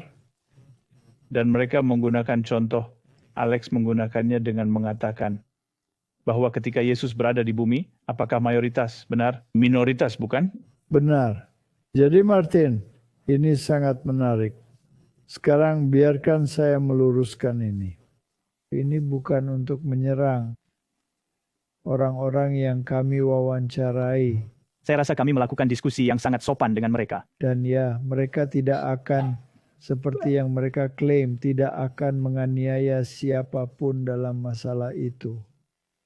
Namun faktanya adalah bahwa sejarah telah menunjukkan bahwa tidak semua orang akan sependapat dengan kami. Dengan mereka mengakui hal itu juga. Sekarang Martin, di sini masyarakat akhirnya memutuskan untuk meluruskan moralitas di dunia melalui undang-undang. Dan satu kelompok mengatakan bahwa mereka tidak setuju dengan hal itu. Pasti ada yang akan mengajukan argumen, adalah bijaksana bahwa kelompok itu dihapus demi kebaikan bersama. Sekarang siapa yang berargumen demi kebaikan bersama? Bukankah itu sistem Katolik Roma? Itu 100% mereka. Jadi Martin, intinya adalah, apakah kita pada titik itu, di mana hal-hal ini bisa terjadi sebagai kejutan yang luar biasa? Jika Anda tidak menyaksikannya dengan pasti, ini akan membuat Anda terkejut. Oke, mari kita dengarkan apa yang dikatakan Wilson di CNN. Sebuah gereja baru telah dibuka secara diam-diam di Washington, hanya 3 blok dari ibu kota negara. Menteri Pertahanan Pete Hegseth menghadiri kebaktian pertama. Gereja ini merupakan bagian dari persekutuan gereja-gereja Injili Reformasi. Dan tujuannya adalah dominasi Kristen global di bawah penafsiran Alkitab yang ketat. Pendeta senior Gereja Price, Doug Wilson, tidak meminta maaf atas keyakinannya tentang Tuhan dan negara. Saya ingin melihat kota ini menjadi kota Kristen. Saya ingin melihat negara menjadi negara Kristen. Saya ingin melihat bangsa menjadi bangsa Kristen. Saya ingin melihat dunia menjadi dunia Kristen. Sekarang pandangan kontroversial Wilson sebagai seorang nasionalis Kristen mulai berpengaruh di pusat kekuasaan negara dengan dibukanya gereja barunya baru-baru ini dan para jemaatnya yang berprofil tinggi seperti Menteri Pertahanan Pete Hegseth. Apakah mendirikan gereja di DC merupakan bagian dari misi Anda untuk mengubah negara ini menjadi negara Kristen? Ya, jadi setiap masyarakat adalah teokratis. Satu-satunya pertanyaan adalah siapa Theo? Dalam demokrasi sekuler, itu adalah demos, rakyat. Dalam sebuah republik Kristen, itu adalah Kristus. Apa yang Anda katakan pada seorang yang menonton ini, mengatakan, saya seorang Muslim? Siapakah Anda sehingga bisa mengatakan bahwa pandangan hidup Anda lebih baik daripada saya, bahwa Tuhan Anda lebih baik daripada Tuhan saya? Nah, jika saya pergi ke Arab Saudi, saya akan sepenuhnya berharap untuk hidup di bawah aturan Tuhan mereka. Tetapi Anda mengatakan sebelumnya bahwa Anda ingin ini menjadi dunia Kristen, jadi Anda ingin menggantikan agama mereka dengan agama Kristen Anda. Ya, dengan cara damai, dengan membagikan Injil. Masih banyak pekerjaan yang harus dilakukan. Saya percaya bahwa kami sedang mengerjakan sudut kecil kebun anggur kami. Dia dengan cepat mendapatkan kekuatan. Dia memiliki ratusan gereja yang didirikan di seluruh negeri. Mereka benar-benar ingin mengambil alih kota-kota besar dan kecil, dan mereka memiliki akses ke pemerintahan. Wilson adalah bagian dari gerakan nasionalis Kristen yang lebih luas yang membuat terobosan dengan pemerintahan Trump dengan kantor agama yang baru dibentuk yang dipimpin oleh pendeta evangelis Paula White. Kain dan orang-orang yang terlihat tepat di luar pintu masuk Gedung Putih sedang berdoa dan berbicara dalam bahasa roh. Kami berdiri di atas tanah Gedung Putih dan kami menyatakan firman-Mu. Betapa berharganya. Dan sekarang ada ibadah doa bulanan di Pentagon yang diprakarsai oleh Hegseth, koneksi Wilson yang paling dekat dengan pemerintahan. Hal ini tidak terikat secara organisasi dengan kami, tetapi ini adalah hal yang kami sukai. Sementara itu, Hegseth secara terbuka memuji Wilson. Sekarang kami berdiri di atas pundak satu generasi setelahnya, yaitu Doug Wilson dan yang lainnya. Pengaruh Wilson menjangkau seluruh dunia dengan lebih dari 150 gereja. Lennox Kalifungua pindah ke Moskow dari Afrika. Ini benar-benar karena saya ingin menjadi bagian dari komunitas yang melakukan sesuatu, terutama dalam membangun institusi Kristen. Apakah ada keluarga kulit hitam lain di komunitas ini? Nah, tentu saja, ada beberapa keluarga kulit hitam. Seberapa jauh Anda melihat sebuah negara Kristen seperti sebuah teokrasi Kristen yang sepenuhnya? 250 tahun? 250 tahun. Sejujurnya itu, ya... Yang kau lihat, tapi kau pikir itu akan terjadi? Ya, saya lakukan. Kami tidak akan mengantar apapun sendiri. Kami benar-benar pelopor. CNN, ngomong-ngomong menghubungi Departemen Pertahanan Amerika Serikat untuk menanyakan tentang hubungan Menteri Hegseth dengan Doug Wilson. Seorang juru bicara mengatakan bahwa Hegseth adalah anggota yang bangga dengan jaringan gereja yang didirikan oleh Wilson dan bahwa sekretarisnya sangat menghargai banyak tulisan-tulisan Mr. Wilson, kutipan akhir. Oke, Martin. Sekarang, Martin. Apa kemungkinannya? Mengingat pernyataannya kepada kami tentang urgensi situasi dan bahwa itu harus dilaksanakan. Dan sama seperti Lennox yang berada di tim yang sama dengan mereka. Menyatakan bahwa masalah hari Minggu Sabat akan menjadi bahan diskusi dan akan lebih baik bagi umat Advent untuk meninggalkan hari Sabat dan mengikuti arus, bukan?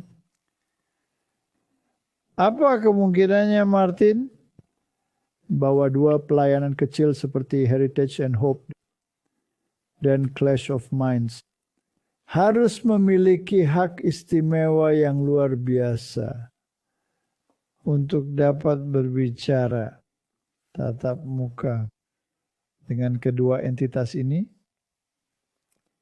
Saya pikir bahwa Tuhan membuka jendela di sini. Dan saya kewalahan dengan tanggung jawab yang ada di pundak kami.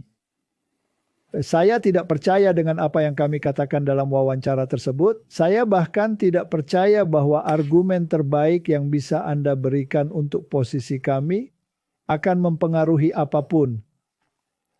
Tetapi jika hal itu dapat membangunkan orang-orang bahwa inilah konfrontasi yang sedang menunggu kita, maka mereka harus bangun dari tidur mereka. Kau tahu pada tahun 1888 dengan menyajikan fakta-fakta dan persuasi, mereka mempengaruhi orang-orang. Tapi itu tidak akan terjadi untuk kedua kalinya. Dan Alkitab dan Roh Nubuat mengatakan bukan yang kedua kalinya. Ini adalah pengepungan yang kedua. Benar. Mari kita bahas hal lain di sini. Kedua orang yang kami wawancarai mengatakan bahwa mereka tidak memiliki niat untuk menganiaya. Tapi kami mengklaim bahwa sejarah membuktikan bahwa pada akhirnya konflik seperti itu mengarah pada penganiayaan. Sekarang banyak hal yang mendorong mereka. Masalah moralitas, kami setuju. Tentu saja. Masyarakat sedang berantakan dan alangkah indahnya dunia ini jika seluruh dunia memiliki moralitas Kristen yang baik. Tetapi pertanyaannya adalah, bisakah Anda mengundangkannya? Setiap kali sebuah bangsa di masa lalu telah mengundangkannya, atau sebuah sistem telah mengundangkannya, hal itu menyebabkan penganiayaan, pertumpahan darah, dan malapetaka. Intinya adalah, Martin, meskipun kita tidak mempengaruhi mereka, bukan itu intinya, bukan masalahnya. Ketika peristiwa itu terjadi, mereka bisa membuat keputusan untuk pihak lain. Karena melalui diskusi kami telah mengatakan kepada mereka bahwa Kitab Suci mengatakan bahwa ini akan terjadi. Berkali-kali. Dan ketika mereka melihat hal itu terjadi, saya memiliki harapan. Dan saya percaya saya didukung oleh Roh Nubuat bahwa banyak orang akan melihatnya dan akan datang. Jadi ini bukanlah kecaman terhadap Lennox dan ini bukanlah kecaman terhadap Wilson. Ini adalah seruan kepada mereka untuk menentukan apa yang akan menjadi norma. Konsensus masyarakat dan definisi mereka atau definisi kepausan tentang kebaikan normatif atau kitab suci. Anda tahu itulah salah satu pertanyaan yang juga kami ajukan. Ya, jika kita melihat administrasi Mahkamah Agung dan para tokoh berpengaruh di sana adalah bagian dari sistem, menurut Alkitab, itu adalah sistem antikristus.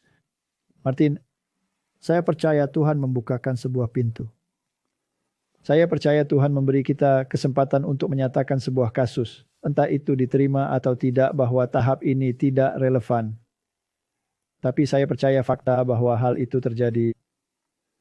Berarti Tuhan ingin kita bangun karena waktunya singkat. Ya, maka sesuatu sedang terjadi. Jadi mari kita lihat apa yang telah diputuskan oleh parlemen agama-agama dunia untuk dilakukan pada pertemuan berikutnya. Dan di sini kita memiliki dialog tri-Abrahamic tentang krisis iklim. Dan kami selalu menghubungkan krisis iklim dengan legislasi hari Minggu di masa lalu dan orang-orang dapat melihat presentasi. Jadi apa yang dituntut oleh agama-agama kita bukan disarankan dialog tri-Abraham tentang krisis iklim. Webinar ini adalah sebuah forum bagi para pemimpin peduli terhadap pelestarian alam dan aktivis akar rumput untuk menganalisis komunitas dan audiens strategis mereka dalam situasi konkret di tahun 2025. Sangat menarik bagaimana kedua tanggal tersebut terus muncul, bukan? Para panelis akan menjelaskan bagaimana Laudato Si. Bukankah itu dokumen Katolik yang ditulis oleh Paus sebelumnya?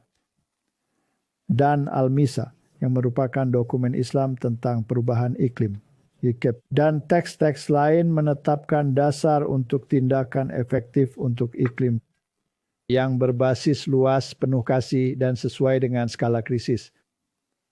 Martin, mari kita jujur saja. Posisi saya setidaknya adalah menciptakan krisis yang sebenarnya tidak ada, namun demikian itulah masalah mereka. Dalam terang kebijaksanaan iman Abraham. Ya, hanya ingin mengajukan pertanyaan yang pernah saya dengar sebelumnya. Jadi orang-orang berkata dan mereka membuat pernyataan bahwa semua orang menunggu krisis iklim untuk membawa hukum hari Minggu. Sekarang wajah mereka memerah. Apakah itu benar? Tidak. Kenapa tidak? Karena hal itu masih bekerja di belakang layar. Jadi jika pemerintahan saat ini Trump yang menyingkirkan perjanjian Paris, keluar dari perjanjian itu, bor, dan semua ini. Seperti yang kita katakan sebelumnya, jika mereka ingin menerapkan hari Minggu sebagai hari istirahat, para aktivis iklim akan ikut serta karena ini demi kebaikan bumi. Itu adalah tangga mereka untuk naik ke atas panggung. Jika moralitas dan norma-norma Kristen adalah tangga yang lain, maka tidak apa-apa. Maka yang satu memiliki tanda di dahi, dan yang satu lagi memiliki tanda di tangan. Kami telah mengatakan bahwa ini akan menjadi perkatnya, dan saya masih percaya bahwa ini akan menjadi perkat untuk menyatukan mereka semua. Baiklah, mari kita lihat seberapa bisa diterima Al-Misa yang merupakan versi Islam dari alasan mengapa Anda membutuhkan aktivitas iklim. Ya, Laudato Si Islam. Ya, jadi itu adalah perjanjian untuk bumi. Martin, itu adalah pemujaan gaya, tapi mari kita tinggalkan itu. Jadi Al-Misa adalah perjanjian untuk bumi, menyajikan pandangan Islam tentang lingkungan dalam upaya untuk memperkuat tindakan lokal, regional, dan internasional yang memerangi perubahan iklim dan ancaman lainnya terhadap planet ini. Ini adalah upaya global. Jadi ini adalah platform umum untuk menaiki tangga legislasi moral. Dan hari Minggu terkurung di dalamnya. Anda tidak dapat menyingkirkannya. Al-Misa menyatakan kembali prinsip-prinsip yang mengatur perlindungan alam dan bentuk yang memenuhi tantangan saat ini. Hal ini didasarkan pada surat Ar-Rahman yang Maha Pengasih, di mana Allah Subhanahu wa Ta'ala menggambarkan ciptaan dalam keseimbangan yang sempurna. Jadi kita memiliki dua dewa yang menurut dua sistem agama mengharuskan kita untuk mulai menerapkan moral untuk iklim. Dan ingatlah bahwa Laudato Si juga berbicara tentang Gaia sebagai saudara laki-laki, anak laki-laki, dan perempuan. Terserah, saya bahkan tidak bisa mengingat kata-kata yang tepat. Sekarang Martin, Anda memiliki isu tentang Islam yang menerapkan hukum syariah. Dan kita melihat bahwa ada protes keras dari komponen Kristen di Eropa yang meyakini bahwa dasar dari Eropa adalah Kristen. Tidak ingin berada di bawah sistem itu. Benar? Dan itu sangat menarik seperti yang kami katakan sebelumnya bahwa Richard Dawkins yang adalah seorang ateis mengatakan ia adalah seorang Kristen budaya. Dia menginginkan hukum-hukum itu. Jadi Martin, ketika mereka ingin menerapkan hukum syariah ini, dan pemerintah liberal mengizinkannya, dapatkah mereka mengharapkan reaksi? Tentu saja. Mari kita lihat.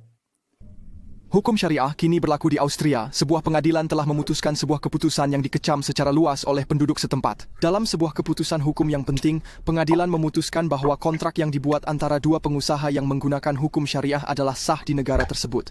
Salah satu pihak telah membawa kasus ini ke pengadilan dengan menunjukkan sifat sewenang-wenang syariah.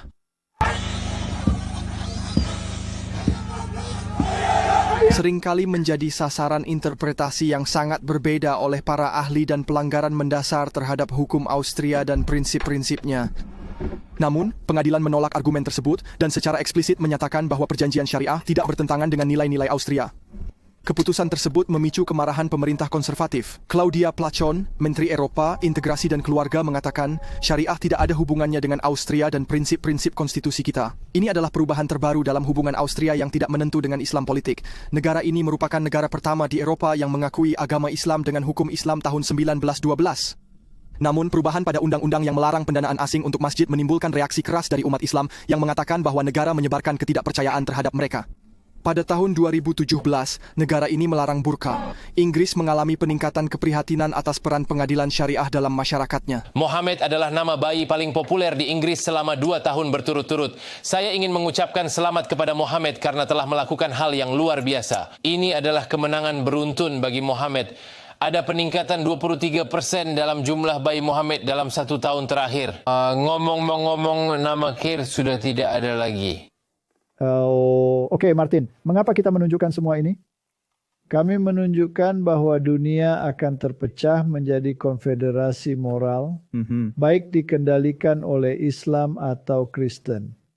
Saat ini masih ada konflik antara pemikiran liberal dan konservatif.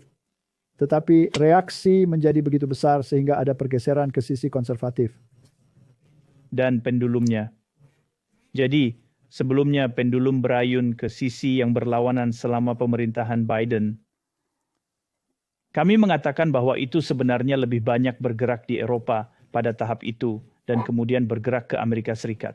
Tapi tidak di Inggris. Tidak terlalu banyak. Masih bertahan di sana. Mari kita lihat apa yang akan terjadi. Itu mulai terjadi sekarang. Sangat menarik bahwa Hollywood mengeluarkan beberapa film dan mereka memiliki beberapa anekdot kecil yang menarik di sana yang mungkin bisa kita lihat. Ini hanya menghubungkan dengan apa yang dikatakan oleh mantan pemimpin setan tentang rencana mereka. Dengarkan ini. Aku telah melihat bumi dihancurkan. Aku telah melihat kengerian yang akan datang. Apakah itu dosa untuk berharap Anda tidak pernah dilahirkan? 1000 tahun telah berakhir. 27. 1000 tahun telah berakhir. Ketika 1000 tahun telah berakhir, setan akan dilepaskan dari penjara. 27.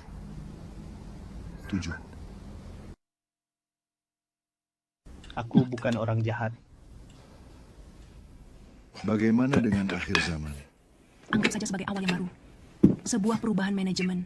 Dan kau akan berada di sana bersamaku di lantai dasar. Ini akan sangat keren. Katakan apa yang kau inginkan. Apa yang kau inginkan, dan aku akan memberikannya padamu. Oh, aku di sini di lantai dasar dengan hidungku di dalamnya sejak semuanya dimulai. Siapa yang waras, Kevin, yang bisa menyangkal bahwa abad ke-20 sepenuhnya milikku? Ini adalah waktu saya sekarang. Itu cukup sempurna. Sekarang, Martin, kita mungkin akan dituduh menetapkan tanggal lagi. Kami tidak mengatakan apa-apa. Kami tidak menentukan tanggal. Kami hanya melihat apa yang dikatakan orang-orang ini. Saya merasa menarik bahwa sepertinya ada agenda baru yang akan datang. Ya, dari sisi setan, dari segala penjuru. Dari setiap sisi, dari Hollywood. Dan ngomong-ngomong, mari kita perjelas lagi. Hollywood adalah teater Jesuit. Dan Jesuit adalah musuh Kristus meskipun mereka menyebut diri mereka Serikat Yesus. Itu benar. Mereka membenci kata itu. Itu adalah musuh terbesar mereka, ular berbisa yang mereka sebut demikian. Dan tujuan utama mereka adalah untuk menghancurkan Kristen Protestan. Dan membawa dunia kembali untuk setia kepada kepausan. Dan tanda otoritasnya seperti yang ia klaim adalah hari Minggu. Itu saja. Jadi Martin, apa babak terakhir dalam drama ini? Tidak pernah ada pesan yang berlaku dengan kekuatan yang lebih besar daripada yang berlaku saat ini. Semakin hari, dunia semakin mengabaikan klaim-klaim Allah. Manusia telah menjadi berani dalam pelanggaran. Kejahatan penduduk dunia telah hampir memenuhi ukuran kejahatan mereka. Bumi ini telah hampir mencapai tempat di mana Tuhan akan mengizinkan sang perusak untuk melakukan kehendak-Nya. Bukankah itu yang baru saja dia katakan? Ini adalah waktu saya sekarang. Penggantian hukum manusia atas hukum Tuhan, meskipun hukum-hukum tersebut dikemas sebagai hukum-hukum moral Kristen. Ya. Sebenarnya bukan, itu hukum moral kepausan. Ya. Jadi mari kita baca lagi. Penggantian hukum manusia atas hukum Allah. Peninggian hari Minggu oleh otoritas manusia semata-mata untuk menggantikan hari Sabat dalam Alkitab adalah babak terakhir dalam drama ini. Ketika penggantian ini menjadi universal, Allah akan menyatakan dirinya. Dia akan bangkit dalam keagungannya untuk mengguncang bumi dengan dahsyat. Dia akan keluar dari tempatnya untuk menghukum penduduk dunia karena kejahatan mereka, dan bumi akan menumpahkan darahnya dan tidak akan lagi menutupi orang-orang yang terbunuh. Martin, kita sedang berada di ambang pintu. Jika orang-orang tidak melihatnya dalam diskusi-diskusi yang kita lakukan, saya ragu apakah kita dapat membuka pikiran mereka, atau mungkin obat tidur begitu efektif sehingga mereka bahkan tidak bangun. Hari-hari yang kita jalani adalah hari-hari yang khusyuk dan penting. Roh Allah secara bertahap tetapi pasti ditarik dari bumi. Wabah dan penghakiman sudah jatuh ke atas para pembenci kasih karunia Allah. Bencana di darat dan di laut, keadaan masyarakat yang tidak tenang, dan ancaman perang hanyalah omong kosong. Bukankah kita sudah mengalami semua itu? Kita harus pergi lagi ke Ukraina dan Iran dan Irak dan apapun. Mereka meramalkan peristiwa-peristiwa yang akan terjadi dalam skala yang sangat besar. Agen-agen kejahatan menggabungkan kekuatan mereka dan mengkonsolidasikan. Mereka sedang memperkuat diri untuk menghadapi krisis besar. Perubahan besar akan segera terjadi di dunia kita dan gerakan terakhir akan berlangsung dengan cepat. Martin, dia bilang 250 tahun. Apakah Anda percaya itu? Saya pikir tidak. Saya tidak percaya itu karena saya pikir kita sudah dalam gerakan akhir yang mulai cepat. Tepat sekali. Jadi menurut saya, apakah itu 250, mungkin juga 250 hari? Bisa saja terjadi. Saya tidak mengatakan itu benar. Ada yang ingin mengatakan sesuatu lagi. Jangan memutarbalikkan kata-kata kami, tapi saya tidak akan terkejut. Mungkin itu masih akan menjadi kejutan yang luar biasa. Itu sebabnya kami katakan, apakah kita siap? Apakah kita siap? Ya. Epidemi kejahatan. Kita hidup di tengah-tengah epidemi kejahatan, di mana orang-orang yang bijaksana takut akan Tuhan di mana-mana berdiri kaget. Korupsi yang merajalela melampaui kemampuan pena manusia untuk menggambarkannya. Setiap hari ada saja pengungkapan baru tentang perselisihan politik, penyuapan dan penipuan. Setiap hari membawa catatan kekerasan dan pelanggaran hukum yang memuakkan. Ketidakpedulian terhadap penderitaan manusia, penghancuran kehidupan manusia yang brutal dan jahat. Setiap hari menjadi saksi meningkatnya kegilaan, pembunuhan, bunuh diri. Siapa yang dapat meragukan bahwa agen-agen setan bekerja di antara manusia dengan aktivitas yang semakin meningkat untuk mengalihkan perhatian dan merusak pikiran serta menajiskan dan menghancurkan tubuh? Tidak heran mereka berkata, jika kita tidak memperbaikinya sekarang, semuanya sudah terlambat. Ya. Dan Anda memiliki semangat anarki. Kita sudah melihatnya dalam beberapa video. Baiklah, tepat sekali. Itu meresap ke semua negara. Dan wabah yang dari waktu ke waktu menimbulkan ketakutan di seluruh dunia hanyalah indikasi dari api terpendam gairah dan pelanggaran hukum. Yang jika lepas dari kendali akan memenuhi bumi dengan kesengsaraan dan kehancuran. Kondisi dunia saat ini menunjukkan bahwa masa-masa sulit sudah di ambang pintu. Koran-koran harian penuh dengan indikasi akan terjadinya konflik yang mengerikan dalam waktu dekat. Perampokan besar-besaran sering terjadi, pemogokan sering terjadi, pencurian dan pembunuhan terjadi di setiap sisi. Orang-orang yang dirasuki setan mengambil nyawa pria, wanita, dan anak kecil. Manusia menjadi tergila-gila dengan kejahatan, dan setiap jenis kejahatan menang. Tetapi apakah ini sebuah kenyataan atau hanya dugaan? Salah satu kasus yang pasti telah menggemparkan dunia belakangan ini adalah kasus Kohberger. Maksud saya dia adalah seorang mahasiswa PhD di bidang kriminologi. Mempelajari hal-hal ini adalah canggung. Dan dia punya banyak masalah dengan wanita. Dan dia pergi dan berdarah dingin masuk ke sebuah rumah dan menusuk sampai mati. Anak muda, gadis-gadis muda, dan mencoba untuk lolos begitu saja. Pembunuhan keji demi kesenangan semata. Ya, itu satu-satunya penjelasan. Karena motifnya masih belum diketahui. Tidak. Karena para gadis yang sepertinya menghindari dia karena keanehannya, dia akan melampiaskan kemarahannya pada mereka dan membunuh mereka. Oleh karena itu, Brian Kohberger dijatuhi 4 hukuman penjara seumur hidup karena dia akhirnya mengakuinya dan dia membuat kesepakatan pembelaan. Ya. Sehingga dia tidak akan mendapatkan hukuman mati. Dan sekarang dia mengeluh bahwa para narapidana mengganggunya dan dia menginginkan hal-hal yang istimewa. Kau tahu apa yang menakjubkan, Martin? Pria itu seorang vegan. Buang saja itu ketumpukan. Ya, bagaimana cara kerjanya? Bagaimana cara kerjanya, kan? Ini sangat menarik bagi saya bagaimana Anda bisa menciptakan permusuhan terhadap isu-isu tertentu. Kita tidak perlu membaca semuanya. Baru-baru ini kami berada di Eropa, bukan? Dan kami berjalan di jalan raya di Lucerne. Dan kami melihat hal-hal ini di sana di trotoar. Benda ini wadah plastik dan tangga ini di sini. Dan kami bertanya, apa ini? Apa maksud semua ini? Kemanapun Anda pergi di jalan-jalan itu, mereka ada di sana.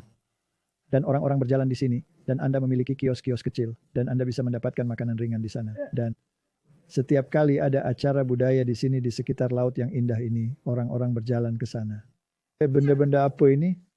Blok beton. Ini adalah penghalang beton. Dan ini adalah benda-benda yang digunakan untuk mencegah kendaraan masuk. Kenapa? Karena orang-orang yang gila dan telah menjadi kerasukan setan mengambil mobil mereka dan mengemudi melalui kerumunan dan membunuh mereka. Jadi ini adalah penghalang untuk mencegah mobil melaju di sana. Namun jika ada kejadian, maka Anda membutuhkan ambulans untuk masuk ke sana. Jadi mereka membuat jalur landai di sini agar mereka bisa menurunkannya sehingga ambulans bisa masuk. Jadi Martin, apakah dunia ini sudah gila? Tidak, ini hanyalah sebuah ramalan yang sedang digenapi. Jadi mereka memang gila, ya sayangnya. Jadi ya. Apakah Anda pikir ini akan berlangsung selama 250 tahun lagi? Dan akan ada yang tersisa. Kemanapun Anda pergi, mereka ada di sana. Semua blok beton ini agar orang tidak bisa masuk dan membunuh orang tanpa pandang bulu. Itu belum terjadi di sini. Belum. Tapi Eropa mengambil tindakan pencegahan. Bagaimana dengan geng-geng pemerkosa di Inggris? Mereka berkembang subur dalam budaya pengabaian. Jadi kebutaan budaya, ketidaktahuan, dan prasangka telah menyebabkan kegagalan berulang selama puluhan tahun dalam menyelidiki kasus-kasus di mana anak-anak disalahgunakan oleh geng-geng pemerkosa anak. Dunia ini begitu bejat dan begitu sakit, sehingga tidak heran Wilson mengatakan bahwa jika kita tidak bertindak sekarang, jendela kesempatan kita hilang, ada administrasi yang sudah ada, kami memiliki jalur langsung ke administrasi memiliki masalah yang ada atau struktur yang ada untuk mengimplementasikannya. Mereka membawa Garda Nasional untuk memulihkan ketertiban.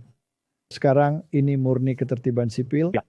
Bagaimana dengan penyebab yang mendasarinya yaitu moral? Ini akan segera sampai di sana. Dalam kunjungan terakhir, Presiden Korea Selatan mengunjungi Trump dan setelah konferensi pers, Presiden itu terus-menerus menyuruh-nyuruh Trump sepanjang waktu tentang dia harus datang dan membuat perdamaian antara Korea Selatan dan Korea Utara. Dan pertemuan itu pun terjadi. Dan dia sekarang berbicara tentang pertemuan Kim Jong-un. Dia bilang itu akan terjadi. Dia membual tentang berapa banyak perang yang telah dia hentikan. 35 tahun di India, 30 tahun di Kongo. Apakah mereka bicara tentang damai Martin? Sepanjang waktu. Dan kenapa? Karena dia memasukkan aspek moralitas kekristenan. Benar, jadi Martin, Ketika mereka mengatakan damai, damai, apa yang terjadi kemudian? Kehancuran mendadak. Bukankah itu kejutan yang luar biasa? Tentu saja. Oke. Jadi seorang pria Inggris dihukum atas tuduhan kriminal karena berdoa diam-diam di dekat klinik aborsi. Sekarang ini telah terjadi sekarang. Pemuja setan itu mengatakan itu akan terjadi pada tahun 2025. Dan itu pasti terjadi pada tahun 2025. Sebenarnya hal ini sudah mulai terjadi lebih awal dari itu. Jadi alasan pengadilan tersebut menunjukkan sifat yang sangat berlebihan dari undang-undang setempat. Jadi ini adalah masalah nyata yang sedang terjadi. Dan saya percaya mereka ada di sana untuk membawa tentang reaksi. Saya juga percaya itu. Dan untuk mengayunkan pendulum ke hukum moral. Dan kemudian Martin, tanda binatang akan dilaksanakan. Dan itu bisa terjadi dalam waktu yang sangat singkat. Meskipun ada beberapa kerusakan sekunder, itu akan menjadi pilihan yang lebih baik di antara dua pilihan yang buruk. Jadi Martin, bersiaplah. Bersiap-siap. Bersiap-siap. Inilah alasan mengapa kita membicarakan masalah ini. Kemudian mataku dialihkan dari kemuliaan, dan saya ditunjukkan kepada umat sisa di bumi. Malaikat itu berkata kepada mereka, apakah kalian akan dapat menghindari 7 tulah terakhir? Maukah kamu masuk ke dalam kemuliaan dan menikmati semua yang telah Allah persiapkan bagi mereka yang mengasihi Dia dan rela menderita demi Dia? Jika ya, kamu harus mati supaya kamu dapat hidup. Itulah mati bagi diri sendiri. Itulah reformasi itu. Bersiaplah, bersiaplah, bersiaplah. Anda harus memiliki persiapan yang lebih besar daripada yang Anda miliki sekarang, karena hari Tuhan akan datang dengan kejam, dengan murka dan amarah yang menyala-nyala. Ini adalah waktu itu. Saat itulah Tuhan melakukan pekerjaannya yang tidak biasa. Allah tidak menyukai penghakiman yang bersifat retributif. Dia ingin semua orang diselamatkan. Tetapi masa percobaan akan segera berakhir. Anda harus memiliki persiapan yang lebih besar. Mengapa? Daripada yang Anda miliki sekarang, karena hari Tuhan datang dengan kejam, dengan murka dan amarah yang menyala-nyala untuk membuat bumi menjadi sunyi sepi. Untuk membinasakan orang-orang berdosa yang ada di dalamnya. Tidak ada milenium yang damai dan aman di sini. Dan tak perlu waktu 250 tahun untuk mewujudkannya di seluruh dunia. Persembahkanlah semuanya kepada Tuhan. Letakkan semuanya di atas mezbah, diri sendiri, harta benda, semuanya sebuah persembahan yang hidup. Semua itu akan membawa kita masuk ke dalam kemuliaan. Kumpulkanlah bagi dirimu sendiri harta di surga, di mana tidak ada pencuri yang dapat mendekatinya dan tidak ada yang dapat merusaknya. Anda harus mengambil bagian dalam penderitaan Kristus di dunia ini, jika Anda ingin mengambil bagian dalam kemuliaannya kelak. Dan tidak akan ada pengangkatan, Martin. Karena bangsa Israel ada di sini ketika tulah-tulah itu datang. Umat Tuhan akan berada di sini. Ketika malapetaka jatuh, karena tipe harus bertemu dengan anti-tipe. Kehancuran telah tiba dan mereka dibawa keluar dari perbudakan. Kehancuran akan datang sekarang. Dan kemudian umat Tuhan akan dibawa keluar dari penawanan mereka. Bagian dari malapetaka yang jatuh dan kita dilindungi oleh Tuhan untuk melaluinya, sebenarnya adalah contoh lain dari perlindungannya atas kita dan contoh bagi seluruh dunia. Tetapi ketika malapetaka-malapetaka itu jatuh, masa percobaan akan ditutup bagi dunia. Waktu keputusannya kapan? Sekarang. Sekarang. Jadi Martin, mari kita lihat Eropa dan lihat apakah perlu waktu 250 tahun untuk menerapkan pola pikir itu. BBC melaporkan pada tanggal 25 Agustus 2025 bahwa bendera-bendera nasional sudah mulai berbaris di jalan-jalan kita. Mereka mungkin mengatakan sesuatu yang lebih. Orang-orang sedang mengibarkan bendera nasional. Saat melintasi bagian barat daya Birmingham, sulit untuk tidak memperhatikan sesuatu pada tiang-tiang lampu. Selama lebih dari 1 mil, hampir semua tiang lampu dipasangi bendera St. George atau Union Jack. Ribuan dari mereka. Bahkan Martin, mereka mengatakan kami ingin sistem lama kami kembali. Ya kami lelah dengan semua imigrasi ini, kami lelah dengan semua aktivitas aneh ini. Kami ingin memiliki nilai-nilai konservatif kami. Dan mereka benar-benar mengatakan bahwa jika ada pemilihan sekarang, itu akan menguntungkan kaum konservatif. Ya, pasti. Dan satu hal lagi adalah media arus utama tidak benar-benar memberikan perhatian pada hal ini. Ada begitu banyak hal yang terjadi yang bahkan tidak Anda lihat. Benar, bahkan di Perancis, media global sedang menyerang semua nilai-nilai liberal. Apakah mereka berbicara tentang masalah Macron dan istrinya? Atau mengatakan, Anda tahu, lihat, dunia ini adalah dunia yang bejat, dan lihatlah orang-orang yang memimpin dunia ini, dan mari kita beralih ke sisi yang lebih bermoral. Martin, itu bisa terjadi dalam semalam? Dan ingat, orang tidak boleh lupa bahwa membawa moralitas konservatif. Sistem Katolik memiliki ruang untuk itu. Itu sebenarnya Pre-Vatikan II. Benar, dan menganalisis Amerika Serikat, hukum di Eropa sudah ada dan tidak perlu diaktifkan kembali atau semacamnya. Jadi Martin, mereka mengatakan di sini bahwa fenomena terbaru dimulai pada pertengahan Juli di Castile-Wully dan menyebar ke daerah-daerah sekitarnya. Dalam seminggu terakhir, tidak hanya melanda Midlands, tetapi bagian lain dari Inggris, termasuk Worcester, Bradford, Greater Manchester, Newcastle, Norwich. Ini adalah gerakan yang tiba-tiba. Kejadian terakhir akan berlangsung cepat. Dan Trump menandatangani perintah eksekutif membentuk unit Garda Nasional khusus untuk mengatasi kejahatan di kota. Apakah mereka proaktif? Apakah mereka menerapkan otoritas pemerintah di daerah-daerah yang saat ini berada di bawah pemerintahan ini dengan tujuan bukan untuk kejahatan, tetapi untuk mencegah kejahatan? Apakah kita memiliki anarki? Apakah kita memiliki oposisi dari kelompok kiri? Apakah mereka meneriakkan pembunuhan biru? Apakah itu sedang dilaksanakan? Selesai. Pelan-pelan dan lembut, kan? Tidak, sayangnya tidak, tapi ini cepat. Ini terjadi di sana. Nah, jadi dia mengatakannya dan itu terjadi. Jadi apa hubungan Menteri Pertahanan Pete Hegseth dengan membangun unit khusus di Garda Nasional yang akan secara khusus dilatih dan diperlengkapi untuk menangani masalah ketertiban umum? Tanda yang paling jelas, dia bermaksud memperluas peran militer Amerika Serikat dalam kegiatan penegakan hukum domestik di seluruh negeri. Martin, apakah ini bisa menjadi landasan untuk menegakkan hukum moral? Dengar, jika hari Minggu, jika Blue Laws diterapkan, siapa yang akan menegakkannya? Dan apakah kita baru saja menunjukkan bahwa Pete Hegseth memiliki hubungan langsung dengan Wilson dan Donald Trump? Tidak, ini nyata. Ini saya pikir sudah waktunya untuk bangun. Martin, tidur itu sangat nyaman. Sekarang kita berbicara dengan orang-orang yang sebagian besar adalah kaum evangelis, bukan? Ya. Dan kami memberitahu mereka secara langsung. Dan orang-orang dari Heritage and Hope mengatakan kepada mereka langsung bahwa posisi yang kita pegang sama dengan yang dipegang oleh para reformis Protestan, bahwa Roma adalah antikristus.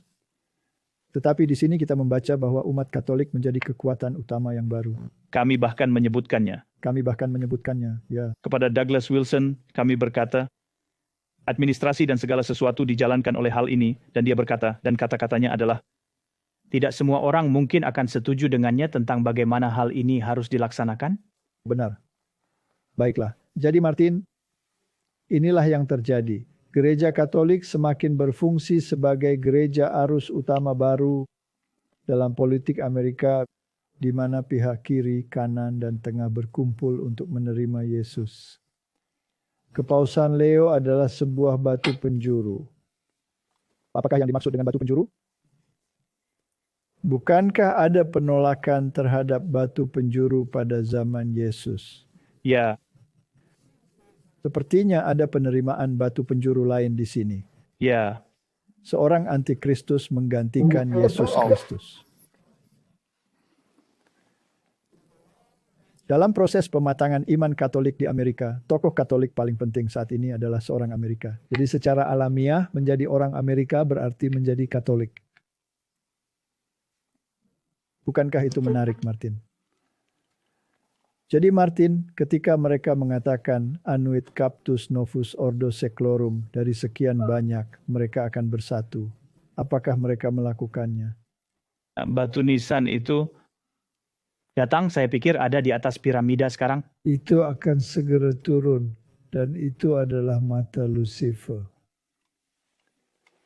Kehebohan Paus Amerika pertama sekarang mencapai ketinggian baru dengan video viral yang menampilan kemeja, topi, dan pizza yang dikirim langsung ke Paus kelahiran Chicago. Termasuk 2 pai yang dibungkus dengan es kering yang diangkut ke Roma hari ini dari Aurelius. Restoran khas Chicago ini ikut serta dalam kegilaan Paus dengan menjuluki salah satu pizzanya sebagai Pope Aroni setelah kardinal makan di sini pada musim panas lalu. Anda pernah menjamu presiden-presiden sebelumnya, Anda pernah menjamu legenda tinju. Namun, mereka tidak memiliki meja sendiri. Tidak. Paus adalah penggemar nomor 1 dan pelanggan nomor 1 kami. Dia datang dari New Mexico. Anda bisa pergi ke The Bean di pusat kota atau melihat Wrigley Field, tapi ini jauh lebih istimewa. Keramaian yang mengguncang Chicago. Peniru Paus Leo kini menjadi langganan di pertandingan White Sox. Penggemar sejati yang menyampaikan pesan ini. Teman-teman terkasih, suatu kehormatan bagi saya untuk menyapa kalian semua. Pengabdian yang suci sekarang sedang berlangsung di jalanan. Anda telah meluncurkan tur bus bertema Paus. Ya. Itu seperti hal yang paling Amerika yang pernah ada. Saya tahu. Tur Paus Chicago mengadakan perjalanan perdananya hari Minggu, membawa pengunjung ke seminari Paus Leo, bahkan rumah masa kecilnya. Menurut saya, rasa kebersamaan yang terjadi sangat penting. Hubungan yang semakin erat dengan Paus Amerika pertama yang memicu kegilaan budaya Paus. Maggie Vespa, NBC News, Chicago. Baiklah, saatnya untuk mulai membungkus ini. Apa meja sudah diatur? Apa Anda butuh kacamata lain untuk melihat itu? Apakah luka parah itu sudah sembuh? Sudah. Saya pikir dengan pause terakhir ini ini akan membuahkan hasil. Benar, apakah semuanya sampai pada titik puncak? Ya, pasti. Segala sesuatu yang Alkitab katakan. Bahwa binatang kedua, yaitu Amerika Serikat, akan memberikan kekuatannya atau otoritas dan pengaruhnya. Dan menempatkannya di bawah kendali binatang pertama dengan melaksanakan wewenangnya. Bukankah mereka ingin menerapkan hari Minggu? Bukankah mereka mengatakannya? Ya, tentu saja. Mereka katakan itu? Tentu saja. Jadi itu kekuatan moral kepausan, bukan kekuatan moral Alkitab karena hari Sabat. Ya. Martin, bisakah kita mengajukan pertanyaan? Apakah kita menjadi alarmis dan sensasionalis karena kita membicarakan masalah ini sekarang? Saya harap orang-orang dapat mulai melihat bahwa ini bukan masalahnya. Ini hanyalah kenyataan. Apakah dia, Wilson, mengatakan bahwa kita harus bertindak sekarang sebelum terlambat dan kejahatan yang lebih kecil harus ditoleransi demi menghentikan kejahatan yang lebih besar? Mereka merasa bahwa mereka hanya memiliki kesempatan yang singkat. Apakah kita sudah membahasnya? Dan itu jelas adalah pemerintahan Trump. Dan hal ini berlaku hingga tahun 2028. Karena bagaimana jika mereka kalah? Maka kita kembali ke titik awal, bukan? Jadi mereka ingin membendung gelombang kejahatan. Dan jika pihak lain menang, mungkin akan terlambat. Martin, tahun 2028 nanti. Saya tidak katakan bahwa Kristus akan datang pada tahun 2028. Tetapi agenda gaib dari 2025 sampai 2027 sudah ada. Kehendak agama untuk melaksanakan hal-hal ini. Proyek 2025 telah dilaksanakan dan dalam 6 bulan. Dengan kata lain, kehendak politik. Maksud saya, berapa banyak yang telah dilaksanakan dalam 6 bulan terakhir oleh pemerintahan ini? Menakjubkan. Luar biasa. Martin, apakah ini berarti itu bisa terjadi sebelum itu? Sejarah dan ramalan akan membuktikan mereka salah. Dengan itu maksud saya, bahwa mereka tidak ingin ada penganiayaan, tetapi sejarah dan nubuat akan membuktikan bahwa mereka akan melaksanakannya. Karena dimanapun itu telah diperkenalkan, itu telah menyebabkan penganiayaan. Itu saja. Dan saya percaya kita berada di akhir peristiwa. Jadi ada beberapa pelajaran dari pengalaman Elia. Dari pengalaman Elia pada masa-masa keputusasaan dan kekalahan yang tampak, ada banyak pelajaran yang dapat diambil. Pelajaran yang sangat berharga bagi hamba-hamba Allah di zaman ini yang ditandai dengan penyimpangan umum dari kebenaran. Kemurtadan yang terjadi saat ini mirip dengan yang terjadi pada zaman Nabi yang melanda Israel. Dalam peninggian manusia di atas yang ilahi, pujian terhadap para pemimpin yang populer, penyembahan terhadap Mammon, menempatkan ajaran ilmu pengetahuan di atas kebenaran wahyu, banyak orang saat ini mengikuti Baal. Musuh dari semua kebenaran sedang bekerja dengan kekuatan yang menipu untuk membuat pria dan wanita menempatkan lembaga-lembaga manusia di tempat yang seharusnya adalah lembaga Allah. Apakah kita telah mendemonstrasikan hal itu? Tentu saja. Dan melupakan apa yang telah ditetapkan untuk kebahagiaan dan keselamatan umat manusia. Namun, kemurtadan ini yang meluas seperti itu telah terjadi tidak universal. Namun hal ini sangat penuh harapan. Tidak semua orang di dunia ini durhaka dan berdosa. Tidak semua memihak kepada musuh. Tuhan memiliki ribuan orang yang belum bertekuk lutut kepada Baal. Banyak orang yang rindu untuk mengerti lebih dalam tentang Kristus dan hukum Taurat. Banyak yang berharap dengan penuh pengharapan bahwa Yesus akan segera datang untuk mengakhiri pemerintahan dosa dan maut. Dan ada banyak orang yang menyembah Baal dengan bodohnya. Tetapi dengan siapa roh Allah masih berjuang. Martin, inilah intinya. Ketika peristiwa ini mulai terjadi, saya berharap bahwa para pemimpin dan para tokoh, setidaknya beberapa dari mereka, dan saya secara khusus berdoa untuk Wilson dan Lennox, karena mereka telah dihadapkan dengan masalah ini sekarang, bahwa mereka akan melihatnya, dan menggunakan pengaruh mereka untuk mempengaruhi banyak orang untuk mengikuti petunjuk Alkitab. Sehingga banyak orang dapat menerima kebenaran seperti yang ada di dalam Yesus. Itulah alasannya. Dan mengapa kita harus memiliki hak istimewa. Untuk dapat berbicara dengan orang-orang ini tidak dapat saya bayangkan. Hal ini sungguh menakjubkan bagi saya. Dan kita harus berterima kasih kepada Tuhan atas kesempatan yang Dia berikan kepada kita. Kesempatan itu bukan pada tahap ini untuk mengubah posisi mereka. Tapi kesempatan itu ada untuk membangunkan umat Tuhan dalam hal waktu di mana kita hidup. Saya rasa sudah saatnya kita menutup dalam doa.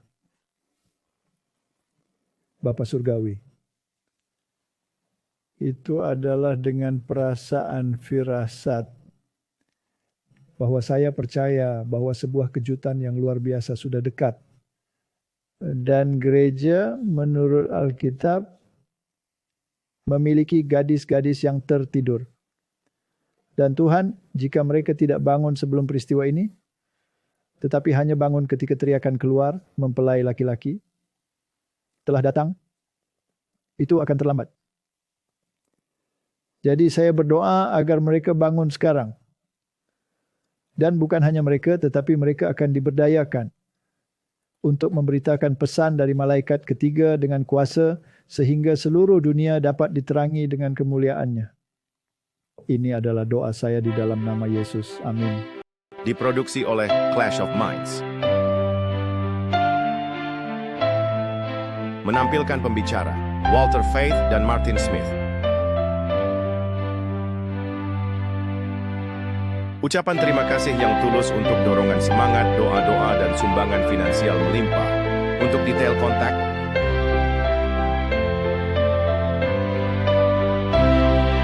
kami memuji Juru Selamat kami, Yesus Kristus, yang setia dan sejati untuk kasih karunia dan belas kasihan dan hak istimewa bekerja di kebun anggurnya, guna menjangkau jiwa-jiwa bagi kerajaannya yang segera tiba.